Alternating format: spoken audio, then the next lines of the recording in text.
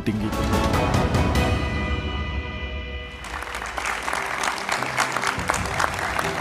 Masih bersama saya Budiman Tanrijo di Satu Meja The Forum. Ahmad Khairul Umam, dengan putusan MK dan perkembangan politik sekarang, apakah berarti Kim Plus itu sudah bubar? Kalau bubar rasanya belum, karena beberapa titik terlihat cukup solid ya. Misalnya di Jawa Tengah, kemudian Jawa Timur, relatif cukup terbukti cukup solid. Tetapi memang putusan dari Mahkamah Konstitusi ini menjadi ujian bagi iman politik Koalisi Indonesia Maju. Apakah tetap solid ataukah akan terfragmentasi? Karena kalau misal kita cermati mulai dari proses di Balek kemarin, yang di tahap pertama tadi dijelaskan Pak Nusirwan, di Balek itu semuanya setuju, semuanya sepakat, setuju, kecuali PDIP. Ya. Tetapi dalam proses di paripurna tidak setuju. Pertanyaannya, apakah ini faktor teknis? Karena pintu depan dan pintu belakang DPR itu sudah diblok oleh teman-teman mahasiswa, ataukah ini faktor strategis? Kalau misal ini faktor strategis, berarti terjadi intra-elit konflik di dalam Koalisi Indonesia Maju. Ada intra-elit konflik di dalam Kim? Dalam arti bahwa ada perbedaan cara pandang, perbedaan perspektif, di mana kemudian agenda kepentingan itu juga kemudian berbeda. Nah, saya nggak tahu apakah ini kemudian implikasinya ada yang merasa ditinggalkan oleh barisan kekuatan politik tertentu, sehingga agendanya yang harusnya mulus di proses paripurna akhirnya tidak terjadi. Nah, ini yang kemudian menjadi sebuah ujian. Nah, pertanyaannya selanjutnya adalah, kalau misal kemudian di proses paripurna ini implikasi dari intra-elit konflik, sifatnya strategis, tidak terjadi putusan itu, maka besar kemungkinan terjadi evaluasi pada level operator atau orkestrator yang selama ini memainkan langgam dalam konteks kekuasaan di level nasional ini. Nah, kalau misal memang ada evaluasi, maka ini menjadi sebuah kesempatan yang sangat baik bagi partai-partai politik di dalam Kim, terutama yang merasa ada selama ini ada baku atur, ada kawin paksa. Ini adalah kesempatan bagi mereka untuk menunjukkan kedaulatan partainya. Maka bisa kita cermati apa yang terjadi di Golkar, tiba-tiba berbalik arah mendukung Airin yang sebelumnya clear memberikan dukungan pada Andrea Soni. Fakta politik seolah kemudian ada kawin paksa di sana yang kemudian dikoreksi begitu saja. Mas, tadi intra-elit konflik. Kalau konflik kan ada dua kelompok itu. Siapa sama siapa?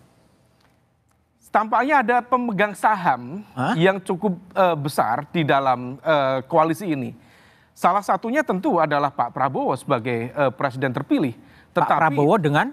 Ya, salah satunya barangkali yang kemudian bisa kita analisa kekuatan besar yang selama ini memberikan dukungan kepada Pak Prabowo. Dalam konteks ini, let's say misalnya Pak Jokowi yang relatif memiliki dukungan yang kontribusi juga ya dalam proses pemenangan Pak Prabowo.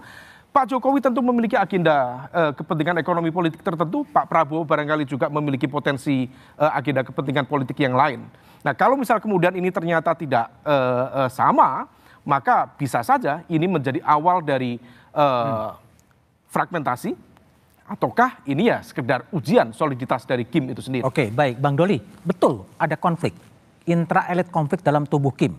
Saya kira enggak, ya. Sampai hari ini insya Allah Koalisi Indonesia Maju itu tetap solid. Begini ya, saya dari awal selalu membantah kan, selalu ada orang pertanyaan, ini nanti pasti Koalisi Indonesia Maju pecah, kemudian konflik dan segala macam. Saya bilang narasinya bukan kayak begitu ya. Jadi kita udah punya komitmen untuk bisa merawat kebersamaan kita 5 tahun ke depan. Nah, untuk menghadapi pilkada seperti ini, jadi begini, ini kan pilkada bukan baru pertama kali kita laksanakan. Udah punya pengalaman 2020, 2018, 2017. Yang dimana kita semua partai-partai politik ini, ya itu sudah terbiasa sebetulnya. Di daerah ini kita bisa bekerja sama-sama, di daerah lainnya juga seperti itu. Ya. Nah, dalam konteks yang sekarang 2024 ini memang agak unik. Kenapa? Pilkadanya berdekatan dengan pilpres.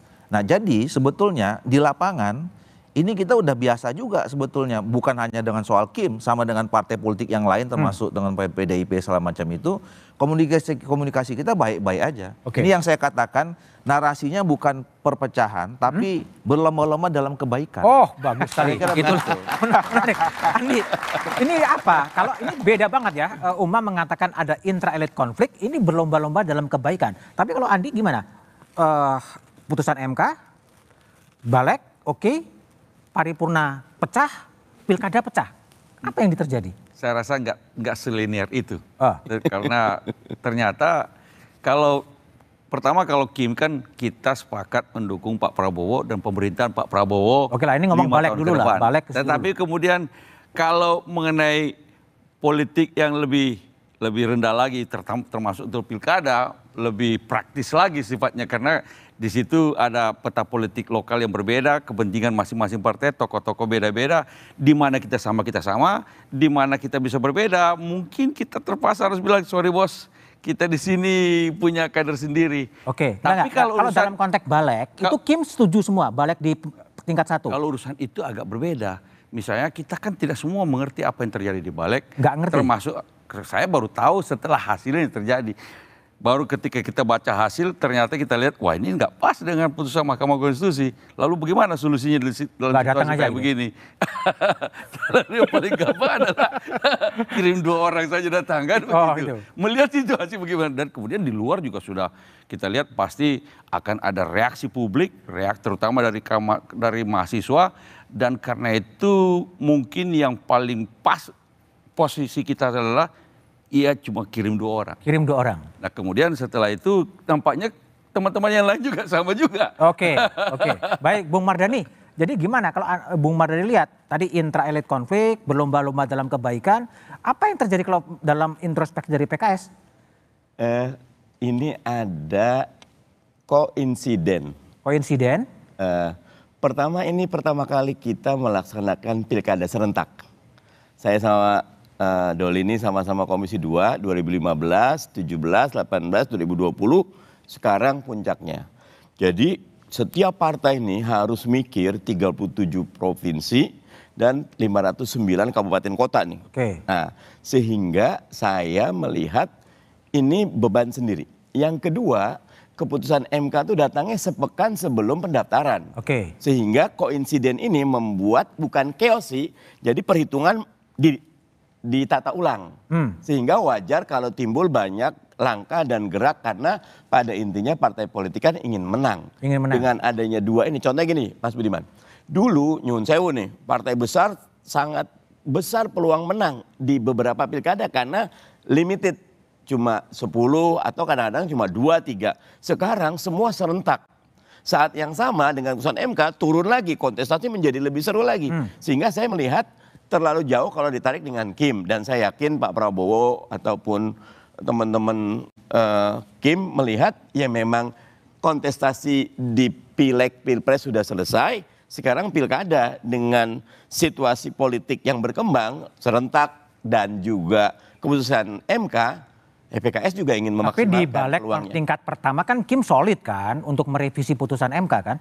Yang kasus di balik memang menjadi catatan khusus dan itu perlu kita zooming lebih dalam.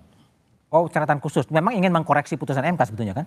Ya kalau itu terjadi bagaimanapun saya menilainya akan ada krisis konstitusi. Karena MK adalah penafsir tunggal konstitusi. Normanya sudah dibuat oleh MK, tiba-tiba ada usulan. Nah seperti apa prosesnya nanti kita bahas lebih lanjut. Oke, baik. Bung Nusirwan, betul ada konflik sebetulnya. Mulai dari balik, putusan MK, balik sampai kemudian ke pilkada. Kalau karena itu pertanyaan ada konflik atau tidak, tentu pertanyaannya lebih tepat kalau urusan konflik itu ke beliau-beliau ini. Bacaan PDIP-nya gimana? Bacaan kami bahwa kita tidak terbiasa dengan sebuah sikap mandiri. Tidak terbiasa dengan sikap mandiri partai? Sikap mandiri partai. Jadi tidak terbiasa dengan taat azas. Tidak terbiasa dengan taat konstitusi, taat hukum. Itu akhirnya melebar sampai kepada aspek-aspek detail yang lain. Sehingga kalau bicara soal bergabung, karena ini sebutan kalau ibu pemimpin saya tidak suka dengan bahasa koalisi. Tapi katanya gabungan, kerjasama itu selama itu mampu memberikan, merepresentasikan suara-suara gema-gema urat syaraf dari rakyat, ya itu baik. Jadi aspirasi itu tersalurkan. Sehingga tampaknya itu belum cukup siap belum cukup menghadapi penggabungan ini. Kalau misalnya Bang Mardhani dengan Bang Doli agak sebentar berpisah begitu, dianggapnya aneh gitu. Padahal sebetulnya itu adalah berdasarkan regulasi undang-undang. Partai politik itu memang menyalurkan aspirasinya rakyat. Tapi kita sudah terlanjur terbawa oleh kalau tidak sama-sama itu nanti ditanyalah ada apa ini, konflik dan sebagainya dan sebagainya. Tapi sebetulnya fungsinya partai politik itu berdasarkan ketentuan regulasi, dia memang harus memberangkatkan, memberikan, menyalurkan aspirasi rakyat, termasuk sampai pilkada. Ya berikan dong pilihan. Nah itu artinya jangan terus semua dipepet ke PDI Perjuangan, kita suruh sendirian terus kan. Sendirian terus. Tapi Mas Nusirwan, kalau dalam pengalaman Mas Nusirwan, peristiwa yang soal balik di tingkat pertama, kemudian di tingkat kedua gagal disahkan, itu lazim?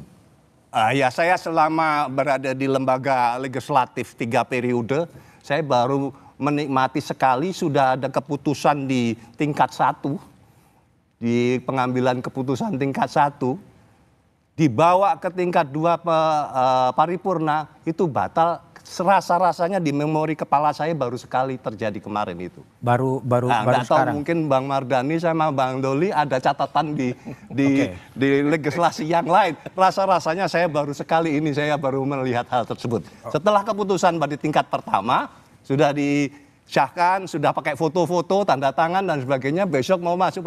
Batal itu kok rasa-rasanya baru sekali ini saya. Baru sekali. Apakah putusan MK ini menunjukkan bahwa pengaruh dari Presiden Jokowi sudah mulai turun? Jawabannya setelah jeda berikut ini.